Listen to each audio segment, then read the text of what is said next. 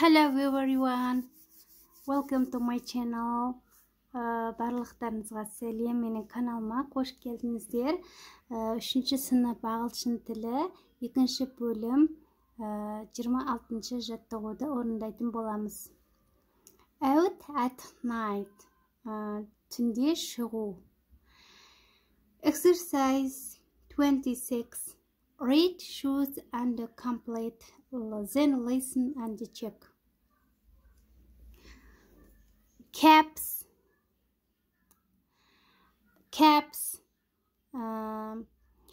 kepkalar, stickers, жапсырмалар, shoes, аяқ киім, bags, сумкалар. Енді осы сөздерді бізге не үшін керек екенін қазір сіздерге түсіндіретін боламын. Cars have good lights, but they may still not see you. So this is what you must do. Cars have good lights. Машиналарда жарық бар, бірақ олар сені көрмеуі мүмкін. Сондықтан this is what you must do. Сенің не істеуің керек болған, яғни сен істеуің керек болған жағдайлар. Не істеу керек? Яғни қазір мына төменде берілген, бізге сөйлем берілген, осыларды оқитын боламын. Number 1.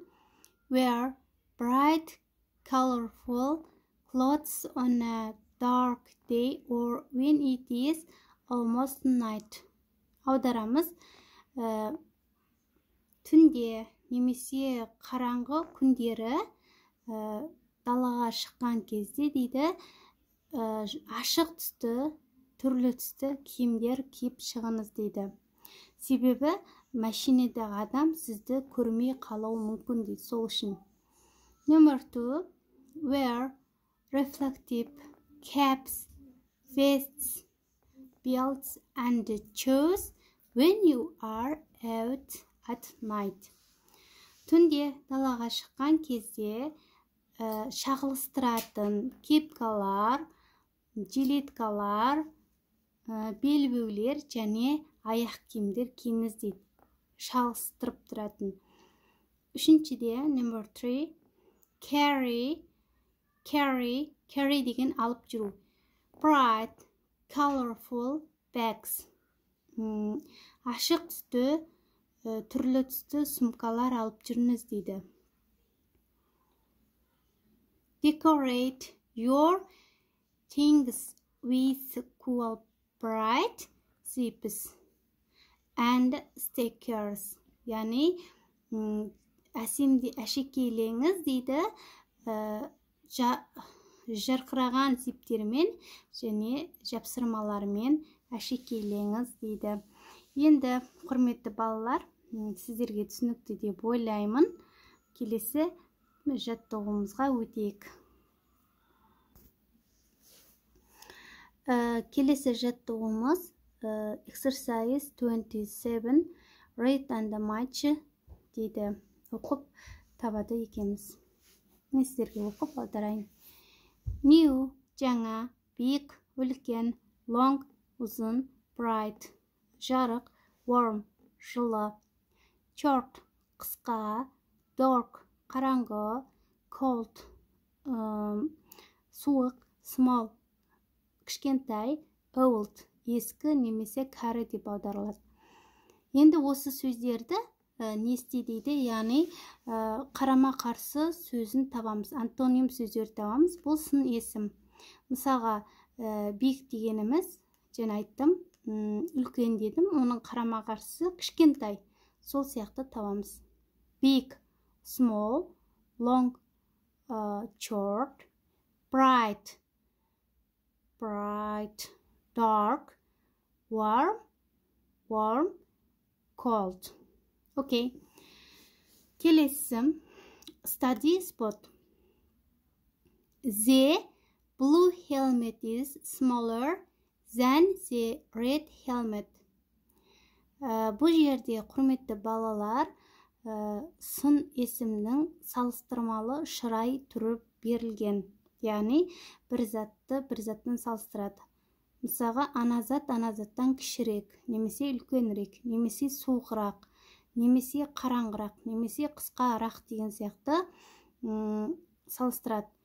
Салыстырмалы шырайды ағылшын тілінде air деген жалғау жалғанады. Мысалға, small, smaller, big, bigger, кіші, кішірек, үлкен, үлкенірек. The blue helmet is smaller than the red helmet.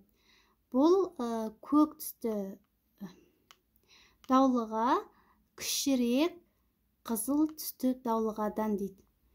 Ағылшын тілінде сонымен қатар than деген сөзді міндетті түрде қолданады. Бұл than деген екеуін салыстырғанда қолданады міндетті түрде. Енді келесі 28-ші жаттығуымызды көрсетейін.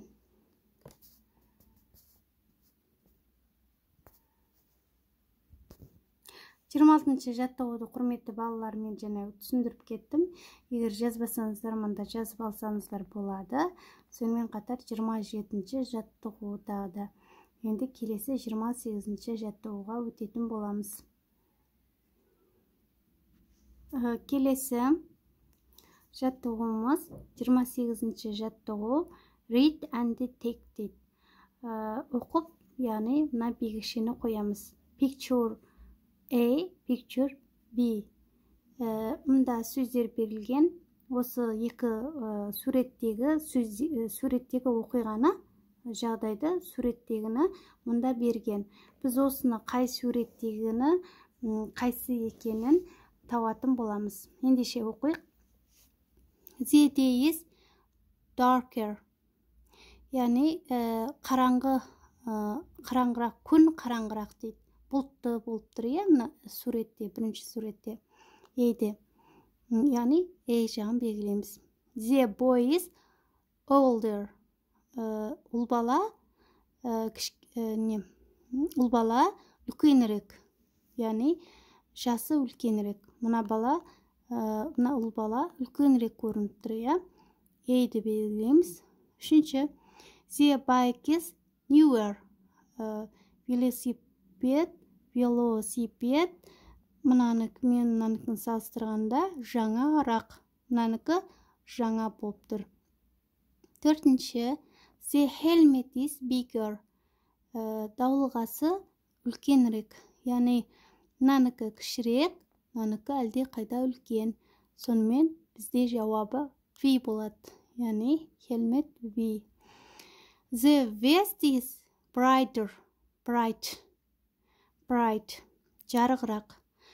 Яғни, жилеткасы ашығырақ түсті болғаны дейді. Яғни, мұнаныкі black, мұнаныкі yellow. Әрине, мұнаныкі ашық түсті.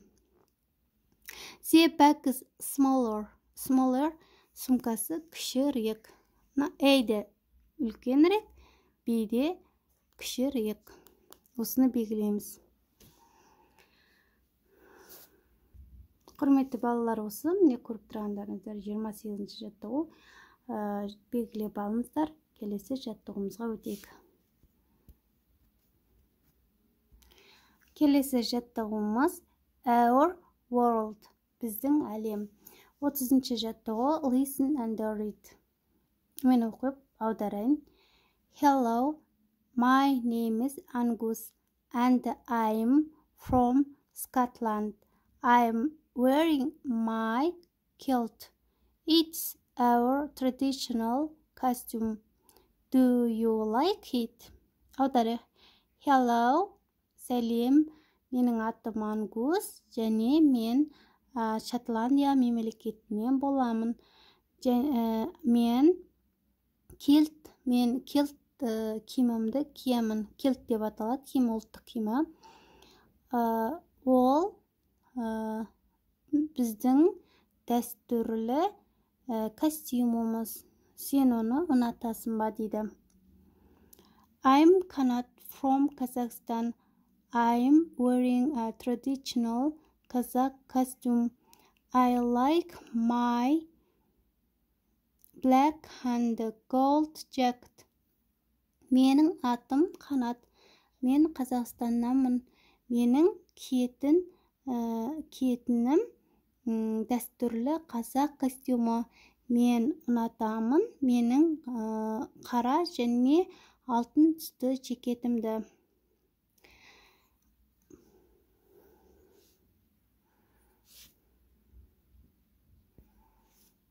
I am Rumi. I am from Japan. I'm wearing my favorite pink and white kimono. Men Rumi. Men Japoniyadan. Менің киетін сүйікті киімім, яғни күлгін және ақ түсті кимоно. Ұлттық киімдері. Енді 31-ші жаттығуды орындайық, балалар.